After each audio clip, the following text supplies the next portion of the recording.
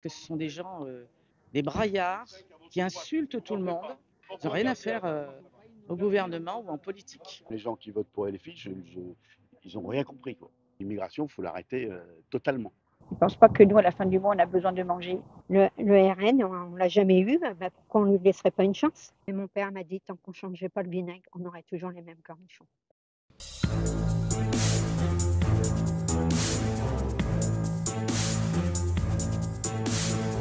Bonjour à tous.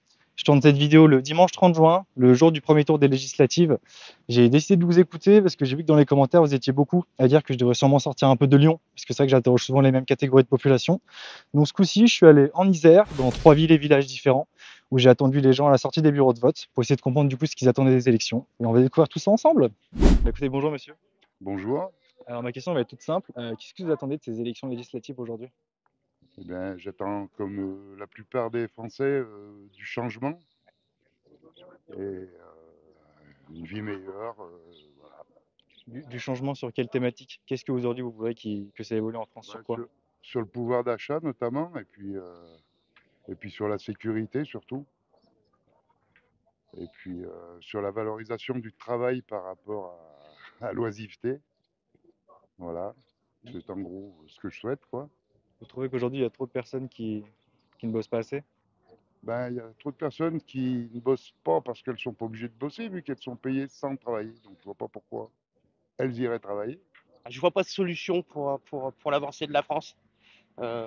C'est une question très personnelle, hein, c'est ça. Donc après, le gouvernement en place ne me convient pas, les solutions des extrêmes ne me conviennent pas non plus. Donc, mais devoir citoyen, venir voter tout de même un premier tour et on verra au deuxième après. J'aimerais pouvoir retrouver de la sécurité, principalement ça, me trouver bien dans mon pays et pouvoir être tranquille, quoi. Voilà. Vous trouvez que ça manque de sécurité aujourd'hui en France? Énormément, qu'il y a un peu plus d'ordre, un peu plus de respect, un peu plus de choses comme ça, qui permettent à tout le monde de bien vivre. Vous vous sentez en danger, vous, au quotidien? Vous habitez où? À bouger, oui, bien sûr, mais en étant une femme, de toute façon, donc il est vrai que dès qu'on sort un peu plus en ville ou qu'on prend un peu plus les transports tardifs, des choses comme ça, on se sent pas vraiment bien. Et sans vous demander pour qui vous allez voter, même si du coup, bon, implicitement, on peut deviner, vous pensez que ces personnes vont réussir du coup à améliorer la sécurité en France? Je ne sais pas, j'ai surtout voté souvent pour d'autres partis, enfin plusieurs partis, et j'ai vu qu'une dégradation venir. J'ai pas vu autre chose, donc maintenant, voilà, j'espère qu'il peut y avoir du changement et j'aimerais que ça se fasse. On vit dans un monde de mondialisation, malheureusement. Le système fait que, je pense que ça sera compliqué pour celui qui arrivera au pouvoir, n'importe lequel, n'importe lequel. J'y crois pas. Vous pensez qu'ils ont quand même des convictions, même qu'ils veulent faire avancer les choses? Non, je pense qu'arriver au pouvoir, les choses sont beaucoup plus difficiles, je pense, pour tous. Après, bah, écoutez, hein, j'espère que ça changera, mais j'ai un doute. Déjà pour la sécurité, ensuite pour la retraite, parce qu'on en a vraiment besoin, et surtout les salaires. Parce qu'on en a vraiment besoin aujourd'hui avec la pauvreté, on n'y arrive plus, on s'en sort plus, on est obligé d'être toujours à moins sur les comptes et ça peut plus. On étouffe. Vous travaillez dans quoi? Alors moi je travaille je fais 2 emplois, D'accord. femme de ménage, donc une dans les écoles, donc dans 2 écoles en fait. Donc je suis à 4h du matin sur Annonay jusqu'à 11h du matin. Et après, je repars pour midi jusqu'à 21h le soir dans les écoles. Vous êtes motivé? Je suis très motivée parce que j'adore ce que je fais, déjà, et je suis bien payée. Ok, parce que tout à l'heure, vous dites que vous étiez un peu en négatif des fois sur les Mais comptes. maintenant, hein, parce qu'avant, j'étais vraiment dans le négatif où je travaillais avant. Donc, c'est une catastrophe. Là, je suis obligée de faire 2 boulots pour arriver à joindre les 2 bouts. Vous faites combien d'heures par semaine? Oula, énorme. D'un côté, je dois faire à peu près allez, on va dire, avec les heures supplémentaires, rien que déjà dans le mois, je fais déjà 240 heures. Ah oui. Faut que je On est, puisse on est loin arriver. des 35 heures par semaine. Je suis vraiment large, les 35 heures. Ouais. Mon mari, c'est pareil. Il est large, pareil. Il travaille sur la route. Et c'est pareil, c'est des 40 heures, voire des 45 heures par semaine. Et on est vraiment très, très fatigué. C'est pour ça qu'on se dit, si vraiment la personne qui passe aujourd'hui, avoir la retraite à 60 ans, je crois que ce serait ce qui est plus judicieux pour nous. Qu'est-ce que j'attends? Avoir un petit peu plus de sécurité déjà, Ouais. parce que franchement, ça devient un peu n'importe quoi. Puis je sais pas en vrai, un meilleur système par rapport à tout. Tu me parles de sécurité parce qu'aujourd'hui, tu habites au péage de Roussillon? Donc j'habite à Maurice, c'est très calme. Ouais, c'est à côté. Et il n'y a pas de sécurité là-bas pour toi? Tu te sens pas en sécurité quand tu sors? Ici, non, il n'y a pas de sécurité, non. Pas du tout. C'est dû à quoi? Je vais pas trop dire les termes, mais les gens, quand on sort le soir, par exemple, à, je sais pas, moi je dirais minuit, il y a des gens qui nous suivent. Bah, moi, je me suis fait suivre en Roussillon, Salaise. Je sortais du Cap et je me suis fait suivre par deux blédards. Mais du coup, c'était horrible parce que du coup, j'ai dû appeler les gendarmes. Les gendarmes ont dû me rapatrier jusqu'à chez moi parce que vraiment, c'était n'importe quoi. Puis même quand on sort, on n'est pas tranquille. Il y a des gens, ils nous sifflent parce qu'on a la tenue, elle est un peu trop décontracte. Franchement, c'est pas terrible. Et du coup, est-ce que tu penses vraiment que la personne pour qui tu vas voter va contribuer à faire ce changement? Est-ce que tu crois vraiment ces politiciens? En Bardella, ouais, j'y crois. Voilà. Je vais voter pour lui. Et puis voilà. Sans indiscrétion, vous avez voté pour qui? Enfin, quel parti? Bardella. Vous pensez que Bardella, justement, va contribuer Ouais. à ce que cette retraite soit plus tôt? Parce qu'on l'a entendu un peu bégayer à ces sujets-là. Voilà. Allez, s'il arrive à 62, ce serait génial. Voilà. Après, moi, depuis l'âge de 14 ans, je travaille. Vous avez quel âge aujourd'hui? Aujourd'hui, j'en ai 54. Donc, je pense que j'ai pas encore tous mes trimestres. Donc, Oui, depuis vos 14 ans. depuis de l'âge de 14 ans. Et après, je me suis arrêtée pendant 5 ans parce que ma fille est tombée gravement malade. Et du coup, après, j'ai repris le boulot derrière. Et je faisais de la restauration, je faisais des heures et des heures et des heures pour arriver à faire 1500 € par mois. Ça, c'est dramatique. Et je travaillais du lundi au dimanche. Pour ça, je vous dis, je crois que la retraite à 60 ans, on l'a bien méritée. Oui, surtout si ça fait déjà 40 ans que vous travaillez, encore 10, c'est peut-être beaucoup. Ouais. Ça fait beaucoup, hein. Voilà. Et sur l'immigration, j'ai pas non plus, on nous donne pas les bons chiffres non plus, on ne sait pas réellement ce qui se passe et c'est cette sensation qu'on nous cache beaucoup de choses, on nous ment en permanence, on n'arrive pas, on peut plus écouter la télé, on nous raconte, c'est très axé suivant le vent, comment il tourne. On voit les journalistes changer aussi un petit peu, donc c'est tout ça qui fait une ambiance un peu bizarre et après l'immigration, on nous raconte beaucoup de choses. Le coup, on nous dit il y a 120 attaques au couteau par jour. Alors après, on nous dit oui, mais c'est ceux qui se coupent aussi en faisant la cuisine. Donc tout ce genre de bêtises, moi, qui me saoule au plus haut point et qui fait que on croit plus en la politique maintenant. Moi, je considère que la plus grande difficulté des Français globalement, c'est la situation économique. Je pense que c'est ce qui fait que les tensions montent à tous les niveaux et c'est ce qui fait que voilà, parfois on peut faire certaines amalgames et on peut avoir certaines incompréhensions sur pas mal de points. Comme quoi, par exemple? Notamment la hausse du racisme. Voilà, je pense qu'il y a beaucoup de points qui sont réels, mais rien n'est jamais blanc, rien n'est jamais noir. Et je pense que, voilà, pour moi, je considère qu'un pays qui va bien, c'est un pays qui économiquement est viable. Je me permets de te poser la question parce que voilà, je suppose que tu es issu de l'immigration, en tout cas, ou tes origines. Qu'est-ce que tu penses justement de cette montée du Rassemblement national aujourd'hui? Qu'est-ce que tu ressens quand tu vois ça? Alors, si c'est que d'un point de vue purement politique, j'y suis pas fermé. Moi, je suis surtout fermé à toutes ces idées de. Voilà, comme je dis, moi, je suis pour la liberté de tout le monde. Je suis pour la laïcité, je veux pas de racisme, je veux pas de. Enfin, pour moi, c'est pas les valeurs de la France. Et, si on accepte ça, peut-être que pour moi, ça pourrait être viable. Si on accepte cette partie-là. C'est-à-dire C'est-à-dire, Gab? Bah, qu'on le veuille ou pas, dans ce programme-là, là, aujourd'hui, enfin, dans le programme qu'ils présentent aujourd'hui, il y a pas mal de choses qui peuvent être intéressantes, qui peuvent être exploitables, mais pour moi, leur, euh, leur manière d'appréhender l'immigration, c'est pas français. Ouais. Voilà, c'est pas français. Voilà, ça va pas plus loin que ça. Pour moi, c'est pas les valeurs et les principes avec lesquels on a pu grandir et évoluer aujourd'hui. Donc, même s'il y a des choses qui sont réelles, parce qu'il faut pas les nier, euh, je pense pas que ce soit la façon dont il faille les traiter, pardon. Notre pays n'est plus notre pays. Voilà. Donc, il faut que ça change d'une manière radicale. Pour que les gens comprennent un peu mieux, qu'est-ce que vous entendez par notre pays n'est plus notre pays? Les problèmes sécuritaires, les problèmes d'immigration, c'est prioritaire. Voilà, c'est tout. Et vous faites confiance du coup en ces personnes pour lesquelles vous allez voter pour Ah sortir bah oui, la parce France que sinon je ne viendrai pas voter. Ouais. Hein. Je préfère voter, si vous préférez, pour le moins pire. Voilà, le moins pire. Et qu'est-ce qu'aujourd'hui ça révèle justement de l'état de la France, ces élections? Bah, l'état de la France est tellement dramatique que nous,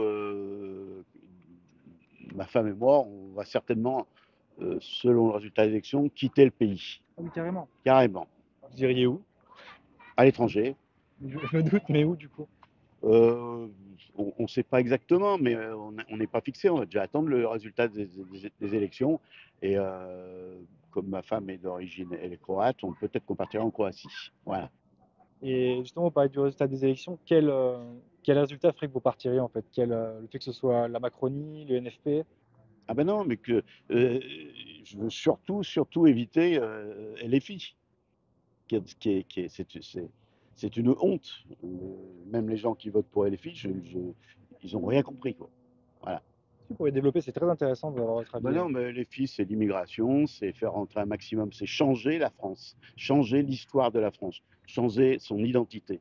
Voilà, c'est tout. C'est bien résumé. Oui, carrément. Et au-delà de ça, est-ce que vous pensez vraiment qu'il n'y a que l'immigration qui fera que... Bah, l'immigration va faire une grande partie. Une grande partie. Mais l'immigration, il faut l'arrêter totalement. Voilà. Ou alors faire de l'immigration choisie, avec des métiers, on va dire, dont on a vraiment besoin. Voilà. Il se rentrait trop de monde pour vous. Ah bah, on laisse rentrer 90% de trop. Et en plus de ça, il y a énormément de gens qui, par les ONG, par tout ça, passent et sont sous OQTF sans le savoir. Et ils font tous les délits possibles sans jamais être inquiétés. Voilà. La justice, on n'en parle pas, il n'y en a pas, ça n'existe pas. La justice est du côté des escrocs. Voilà. Je trouve qu'on vend la France un peu à tout. Plus d'industrie, enfin, beaucoup de choses enfin, on voit bien le classement, les niveaux scolaires, enfin, il y a beaucoup de choses qui vont très mal, quoi. Donc, pour moi, c'est important qu'on arrête de vendre la France à tout le monde et puis qu'on refasse la France ce qu'elle était, un joli pays. Et quand on voit qu'en Italie, justement, il y a un gouvernement d'extrême droite qui n'a pas réussi à réduire Non, l'immigration. d'abord, je vous arrête, c'est pas un gouvernement d'extrême droite. Ça, c'est la gauche qui veut faire passer. Il y a une droite nationale, il n'y en a pas deux. Voilà. C'est tout. Il n'y a pas d'extrême droite en France, à part des petits groupuscules, mais il y a 100 fois plus d'extrême gauche que d'extrême droite. Du coup, je reformule ma question en vos termes. Quand on voit qu'en Italie, la droite nationale n'a pas réussi à réduire l'immigration, ça nous...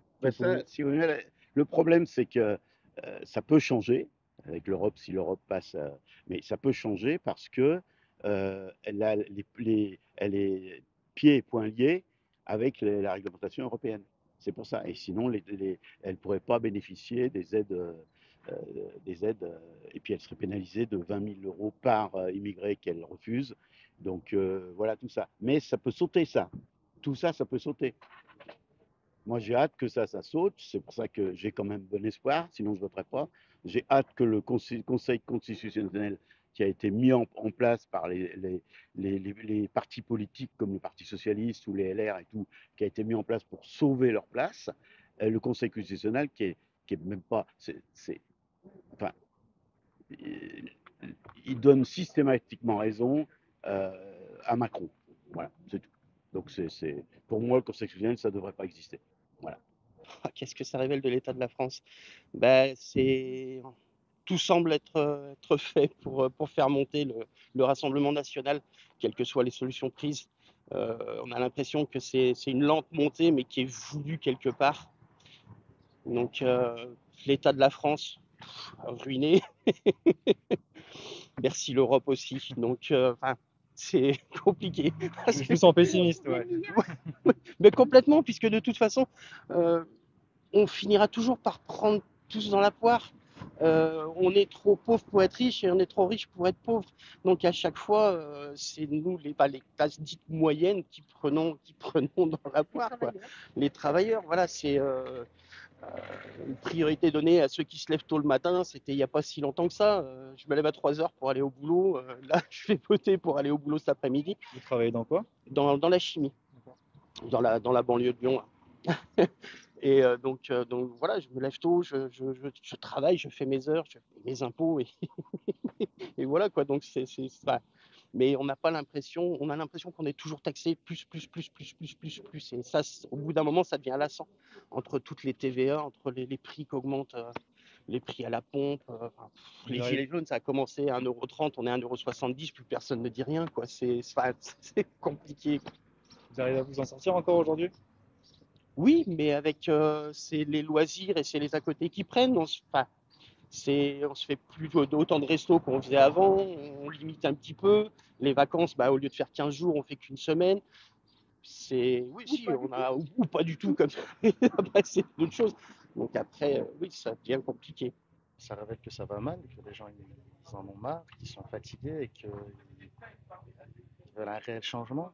Je pense qu'ils savent pas trop par quoi en passer, puisque de toute façon aujourd'hui on est dans deux extrêmes, donc je pense qu'ils savent plus par quoi en passer et puis ils veulent des solutions pérennes, durables et puis qui marchent, quitte à prendre des risques qu'auparavant ils n'auraient pas pris, je pense. Alors déjà, l'état de la France, c'est une catastrophe. Je trouve que c'est vraiment une catastrophe. Alors, on ne peut plus sortir tranquille le soir. On a peur pour nos enfants. Dès qu'il y a une soirée, ça finit en couteau, ou ça finit en viol. Ou, on a besoin de la sécurité aujourd'hui. Vous pensez que Bardella pourra ramener cette sécurité? Que ce soit Bardella ou Macron, de toute façon, ils ne pourront rien faire. De toute façon, ils nous ont tout enlevé. Même la police, on ne peut plus rien faire. On ne peut plus rien. Et ils ont peur d'aller dans les cités. Même eux, ils ont peur d'aller dans les cités. Donc, du coup, si eux, ils ont peur, qu'est-ce que nous, on va faire plus? Moi, j'ai habité dans des cités où les gendarmes ne venaient même pas. Donc, aujourd'hui, c'est nous-mêmes qu'on fait la loi. C'est quoi la solution aujourd'hui, du coup, pour les Français? Alors, la solution aujourd'hui, il n'y en a pas du tout. Il n'y en a pas. La solution, c'est nous. C'est nous la solution. C'est-à-dire, j'ai l'impression que vous êtes assez pessimiste sur tout ce qui est élection générale, vous n'y croyez plus en fait. Alors, moi, c'est pas que j'y crois plus, c'est que je suis née avec. J'ai l'impression que c'est toujours la même politique. C'est toujours la même. Il y a rien, je trouve qu'il n'y a rien de changé. Si, ils nous ont changé au niveau des aides, on en a profité, mais maintenant, ceux qui en profitent, on va dire que ce pas toujours les mêmes, parce qu'ils ont eu droit, hein.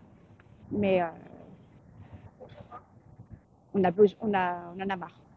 Mais enfin, j'ai une dernière question pour vous. Si vous aviez Emmanuel Macron en face de vous, quel message vous aimeriez lui faire passer? Qu'il démissionne le plus vite possible, ce sera le mieux pour le pays. Voilà, qu'il démissionne. Que c'est un con, tout simplement, parce qu'il a fait que de la merde. Mis à part nous faire augmenter l'essence, tout ce qu'il a fait, franchement, c'est pourri. En termes de salaire, tout ça, c'est pareil. Enfin, on travaille pour avoir un SMIC. À un moment donné, je veux bien. Mais... Tu travailles dans quoi, toi, aujourd'hui? Moi, je suis commerciale, là, actuellement, chez K-Par-K. Je comprends pas. Tout ce qui est fenêtres, menuiserie extérieure, tout ça.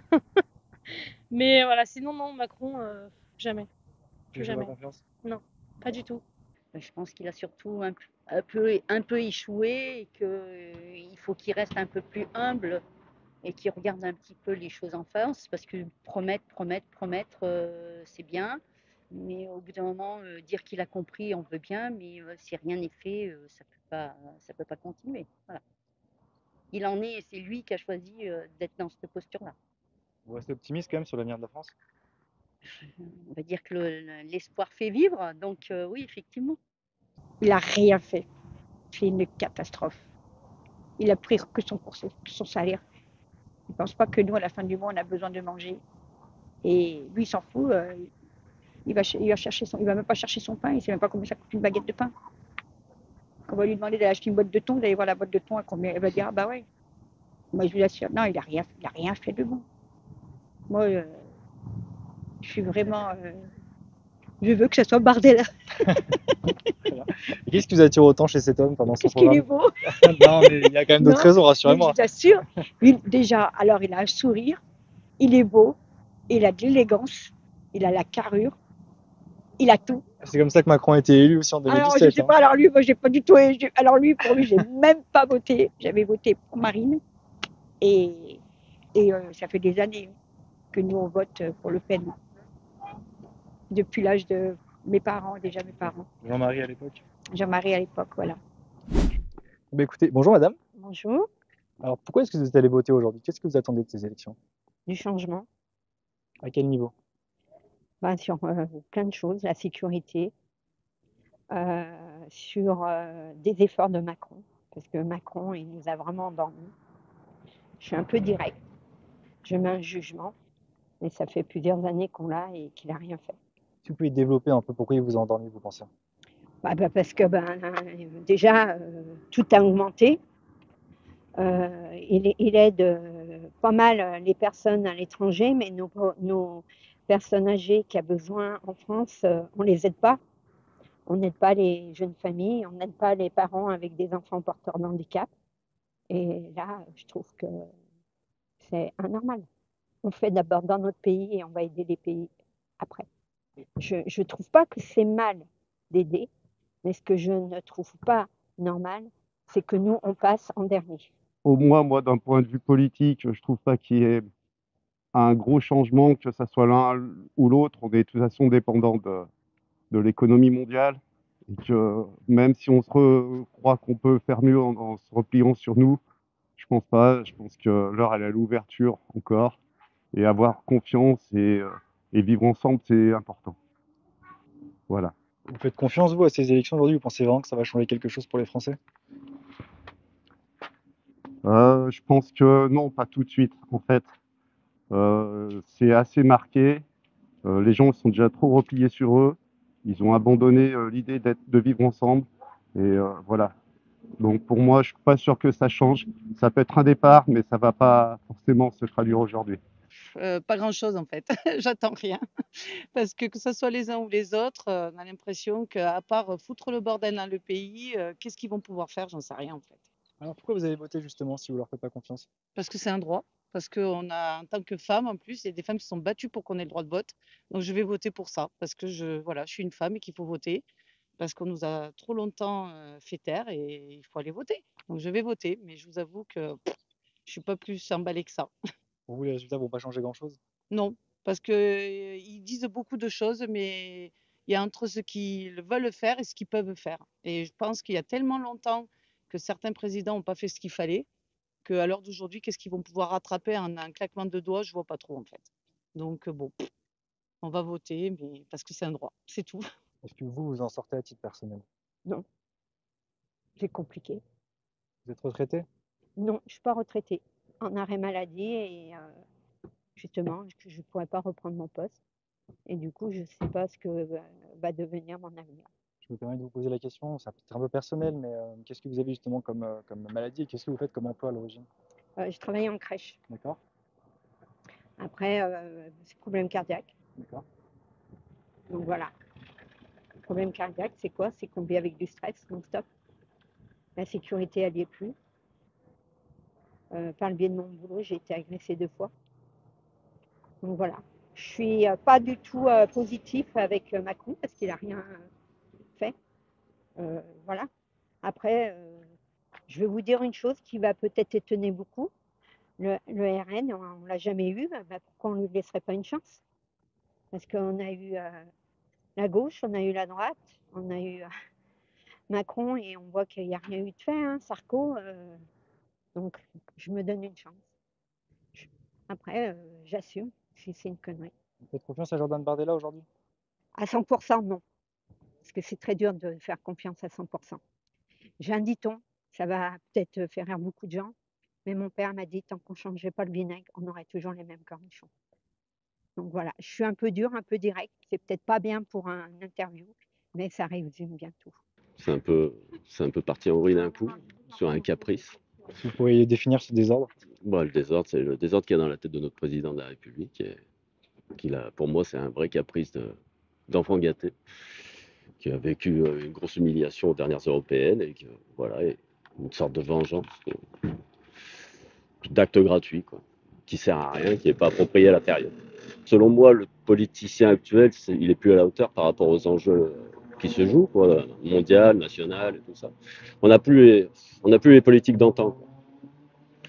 Donc je viens voter sur un acte, sur un esprit démocratique, citoyen, tout en n'y croyant pas des masses. Voilà. Le président a fait une grosse bêtise en dissolvant l'Assemblée. Hein. Il n'aurait jamais dû faire ça. Pourquoi? Parce que maintenant, on se retrouve dans une situation un peu chaotique. Et il y a des partis qui, pour moi, sont pas très bons et qui risquent de passer. Je peux pas dire les noms, hein. Je peux pas dire ce que c'est. Je ne pense pas.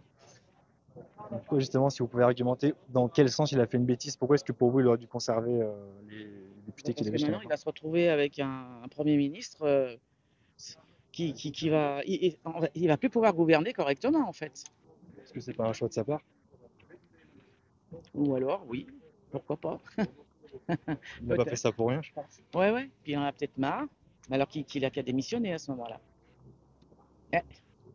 Parce qu'il est très très critiqué. Mais bon, il a un comportement bizarre quelquefois.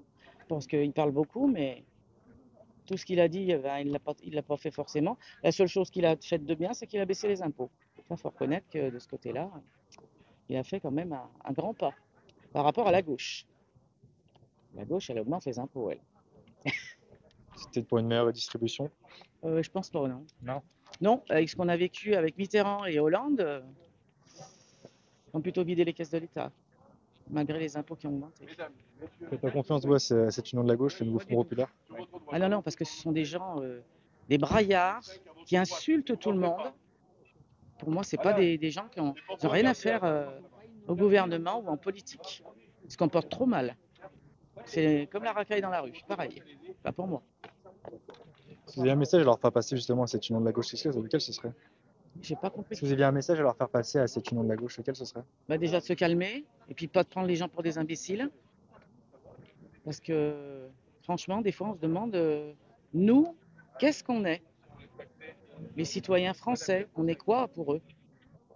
Ils veulent nous faire croire qu'ils se battent pour nous, mais ils se battent pas pour nous, ils se battent pour eux et pour avoir le pouvoir. Alors ça, c'est mon sentiment. Et qu'est-ce que pour vous, justement, ces élections traduisent aujourd'hui de l'état de la France? Ça traduit un laxisme pendant pas mal d'années, qu'on a laissé tomber un paquet de choses. Moi, je suis prof et en fait, là, je vois pas trop ce qu'ils vont pouvoir donner, en fait. Parce que quand on arrive à avoir la boule au ventre et d'avoir peur d'aller enseigner, je suis désolée, mais là, à l'heure d'aujourd'hui, moi, il y a personne qui répond au fait qu'il y a autant de laxisme et que ce soit pour les profs, que ce soit pour les médecins, que ce soit pour tout le monde. Ils promettent des choses, mais ils vont les mettre en place quand? Moi, je vois pas. C'est intéressant, justement, vous bossez dans l'éducation nationale. Qu'est-ce qui se passe aujourd'hui dans l'éducation nationale? On sent un malaise, mais si vous pouvez mettre des mots dessus pour que les gens puissent comprendre. Le malaise, c'est de voir nos élèves qui n'ont pas forcément un super niveau, voir qu'on met rien en place pour faire lever ce niveau. Là, on va nous faire des groupes de niveau, c'est bien gentil, mais en parallèle, on met pas d'heures aux profs. On continue à avoir 30 élèves par classe. Qu'est-ce qu'on peut faire de 30 élèves par classe quand on a des élèves en trouble d'apprentissage? Nous, on voudrait les aider au mieux, mais pas avec 30 élèves par classe. Donc, on nous donne les moyens de retomber à des petites classes plus petites, donc plus de profs, sauf qu'il faudrait qu'il y ait des profs qui aient envie de devenir profs. Et je pense qu'il y a un paquet de gens, quand ils voient ce qui se passe, ils n'ont plus envie d'être profs. Vous enseignez à quel niveau? Moi, je suis au collège. Mais je suis en collège privé et on n'a pas les moyens, quoi. Là, pareil, on nous demande de faire des choses pour la rentrée, on n'a pas les moyens. Mais on va faire ce qu'on peut, mais on le fait pour nos élèves, c'est tout. Moi, je trouve que la France, elle a dégraissé. tout ce que nos ancêtres ont fait, eh ben, c'est tout écroulé. On défait tout. Et je trouve dommage. Et je me dis que là, pour le moment, j'ai pas de petits-enfants, mais les petits-enfants qui vont arriver là, quel avenir on leur donne? Voilà. Moi, je vous dis, déjà en crèche, on se fait agresser. On s'est fait agresser 2 fois. Par des parents Oui, par des parents. qui étaient mécontents du coup de. Ah ouais? Donc, voilà. Quand on voit le nombre d'enfants qui se font tuer pour, pour des misères, moi, non, je veux pas ça. Je pense que là, il y a un gros travail à faire avant d'aller aider tout le monde. Je veux dire, je suis désolée, il a fait des grandes études. Tous ceux qui sont dedans ont fait des grandes études, mais ce qu'ils nous proposent, c'est pas à la hauteur de leurs études. Voilà. Et pour vous, qu'est-ce que ça révèle aujourd'hui comme état de la France, ces élections? Qu'est-ce que ça traduit? C'est pas l'état de la France, c'est l'état du monde. C'est pas propre à la France. Il y a qu'à voir ce qui se passe aux États-Unis, en Russie, en Chine. C'est tout est sur le fil en fait. On vit sur un fil depuis quelques années. À un moment, ça va se distendre et ça va craquer. Je suis plutôt pessimiste. Ouais, je vois ça. Nos propres Français dorment dans la rue, dans leur voiture, et qu'ils ont travaillé toute leur vie. Est-ce que c'est ça l'image de la France? Voilà. Moi, j'ai encore la chance, j'ai un toit. Mais combien dorment dans la voiture parce qu'ils ne peuvent pas payer un loyer? Combien de retraités mendient pour pouvoir manger et ils ont travaillé toute leur vie? Voilà. J'entends ce qu'ils font. Je ne vais pas entendre pour les réfugiés ce qu'ils font, ça peut être bien. Je ne revendique pas. Mais on le fait aussi pour nos Français. Ceux qui ont une petite retraite, il faut les aider. Et je rajouterais une maison de retraite à 2 500 €. Ça fait très cher. Qui paierait un loyer de 2 500 € par mois? Qui? Et on en fait quoi de ces personnes âgées? On va les euthanasier pour... Non, je pense que là, il y a un gros travail à faire. Voilà. Moi, je pense à ma France, et ma France, eh ben, je vois qu'elle est devenue très salie par des personnes qui ont la loi au-dessus de leur tête, mais ils n'agissent pas. Lui, il vit bien, hein. Je suis tout à fait d'accord avec lui, hein. Les ministres, ils devraient déjà donner 1 mois de salaire pour aider ces gens-là. 1 mois de salaire, si on 11 mois, ils vivront bien. Ils vont pas manquer d'argent. Au lieu de demander aux petits Français, encore en donner. Voilà. Je pense qu'il faut être... Et puis, on ne se lance pas dans les Jeux Olympiques quand on n'a pas les moyens. Il y a un moment, il faut équilibrer et savoir où on met le... Il faut devenir intelligent. Nous, le Français, le plus bas, je fais partie des plus bas, je calcule avant de faire quelque chose. Eux, ils ne calculent pas, ils ne réfléchissent pas. J'ai une dernière question pour vous. Si vous aviez Emmanuel Macron en face de vous, quel message vous voudriez lui faire passer? Un jour, mon père, je lui ai posé la même question à mon père dans les années 80, qui était anti-Mitterrand, et je lui ai posé la même question. Je lui ai dit, papa, qu'est-ce que tu fais si François Mitterrand il tape à ta porte et tout ça? Il me dit, je le reçois, c'est le président de la République. Je l'invite à manger et tout, et je lui montre comment je vis. Mon père était ouvrier, tout ça, donc voilà. Pourtant, il était vraiment anti-Mitterrand. Donc je ferais pareil, je pense. Vous lui diriez quoi? Que je comprends pas sa façon de faire et tout ça, et que selon moi, il n'était pas apte à être président déjà à la base. Tout simplement. Mais sans animosité, si c'est pas lui, c'est un autre. Encore une fois, donner les moyens dans l'éducation nationale, mais les moyens, c'est voilà, avoir plus de profs, moins d'élèves, c'est de tourner toujours pareil, et nous donner vraiment les moyens de faire notre métier, quoi, tout simplement. Maintenant, c'est trop tard, hein, parce que de toute façon, il n'aura pas la majorité avec son parti. Moi, j'ai pas de message à lui faire passer, hein.